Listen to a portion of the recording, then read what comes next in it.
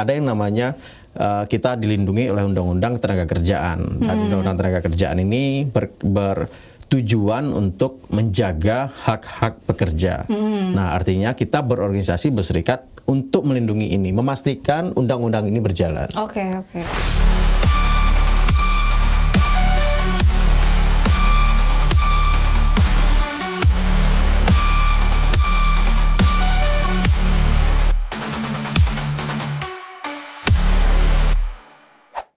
Halo, selamat datang teman-teman di Judet, Jurnalis, Demokrasi, dan Tren, podcast Aji Jakarta yang membahas soal jurnalisme, demokrasi, dan tren.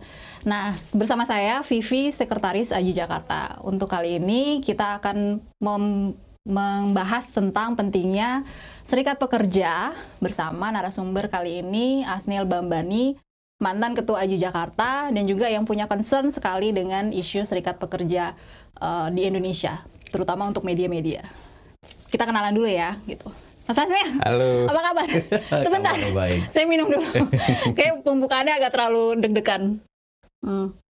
Mas Asniel, saya kenal Mas Asniel itu, sebelumnya kita intro dulu ya. Saya kenal Mas Asniel itu tahun 2019.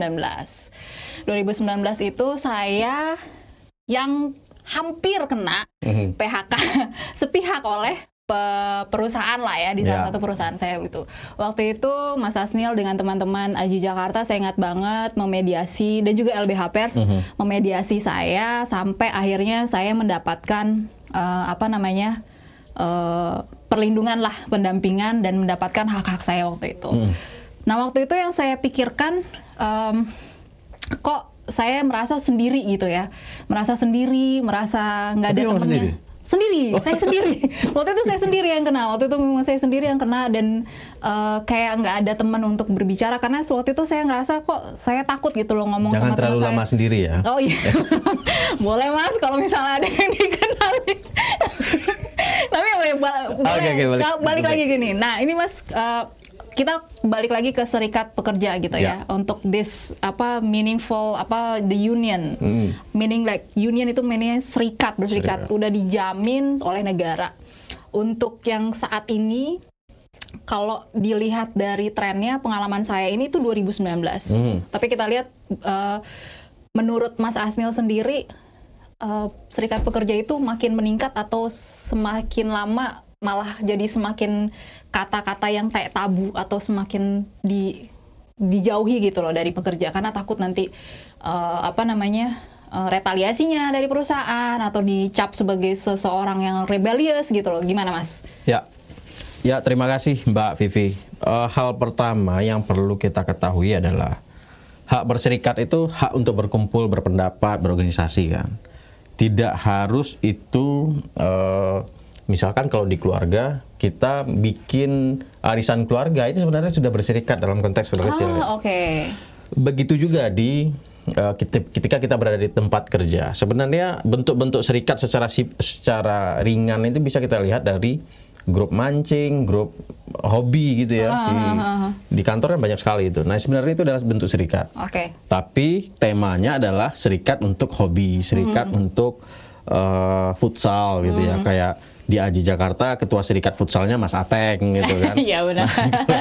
Nah, dalam konteks lain gitu ya, ada yang namanya kita dilindungi oleh Undang-Undang Tenaga Kerjaan. Dan Undang-Undang Tenaga Kerjaan ini bertujuan untuk menjaga hak-hak pekerja. Nah, artinya kita berorganisasi, berserikat untuk melindungi ini, memastikan undang-undang ini berjalan. Makanya kemudian ada yang namanya serikat, ada yang namanya perkumpulan, ada yang namanya dewan karyawan, ada yang namanya asosiasi, dan lain-lain, atau sejenisnya. Nah, penyebutan ini sebenarnya terserah, jadi tidak harus bahasanya serikat buruh gitu, serikat pekerja gitu. Nah, kayak di kantor saya namanya dewan karyawan, itu kan sangat netral banget ya. Tidak ada tendensi ini adalah dewan karyawan akan demo. Itu kalau dewan ini ibaratnya meaningnya agak positif ya. Karyawan ini netral ya. Tidak bisa dibilang, kalau buruh kan frame orang banyak berpikir buruh ini radikal lah, suka demo dan lain-lain.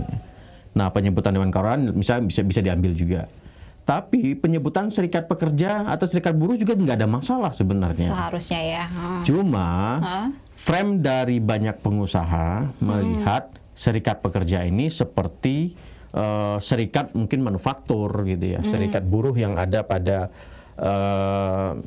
industri jasa transportasi yang kadang-kadang bisa mogok dan lain-lain gitu ya. Nah, cara berpikir itu sebenarnya nggak bisa juga kita gunakan, tapi sebaiknya kita menggunakan kata-kata penyebutan serikatnya itu berdasarkan kebutuhan di lokal aja. Oke. Kalau serikat buruh rasa-rasanya bisa diterima di manajemen atau di perusahaan, it's okay. Kalau enggak ya pakai dewan karyawan dan lain-lain. Nah, tadi meningkat atau gimana? Nah, 2019 waktu Mbak Vivi itu belum ada Omnibus Law ya? Iya, belum. Belum ada Omnibus. Di ujungnya dikit. Di ujungnya dikit. Nah, waktu itu hak-hak yang diperoleh artinya masih menyesuaikan Undang-Undang Tenaga Kerja 2013 ya. Dan itu relatif lebih baik dari Undang-Undang Cipta Kerja sekarang. Jadi ketika kita advokasi panjang, hasilnya cukup memuaskan, artinya sesuailah dengan hak-hak pesangon yang digunakan, yang didapat oleh pekerja. Namun dengan yang sekarang itu agak berbeda Ciptaker ini. Kalau sekarang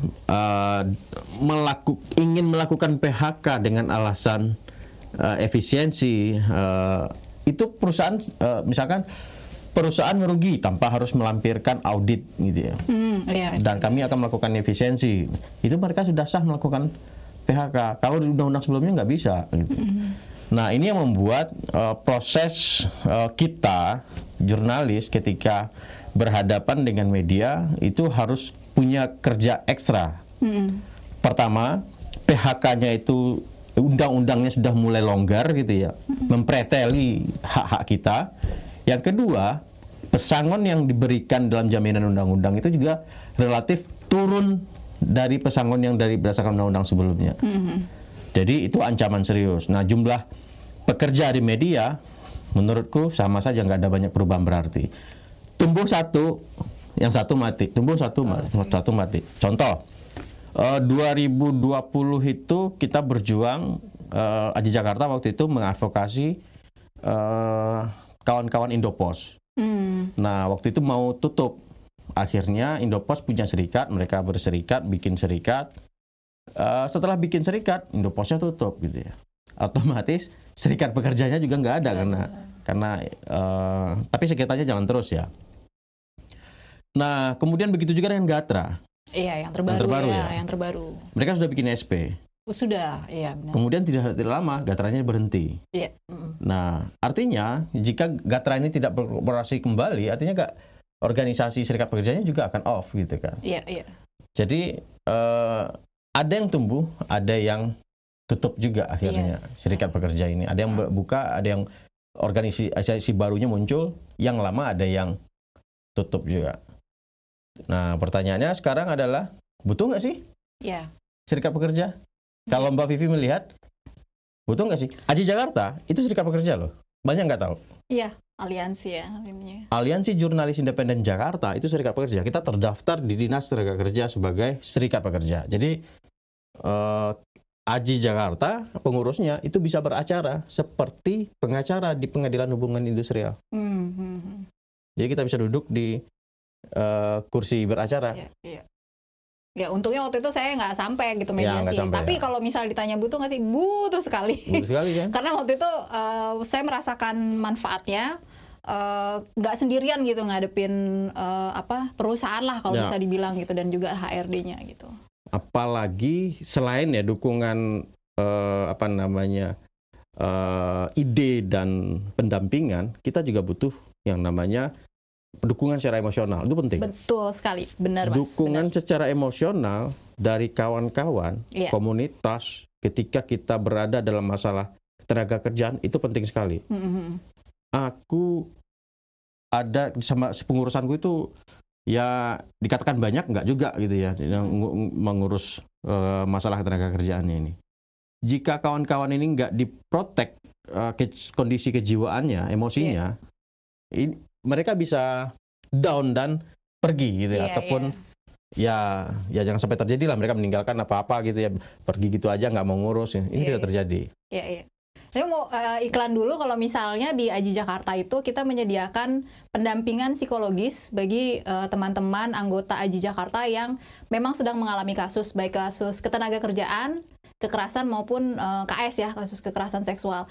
Baik anggotanya yang terkena masalah tersebut dan juga pendampingnya. Jadi itu salah satu kenapa beruntung juga dapat Aji yang mendampingi, dan juga Aji juga kalau aku ternyata dengar dari Mas Asnil, Aji itu ternyata merupakan serikat pekerja.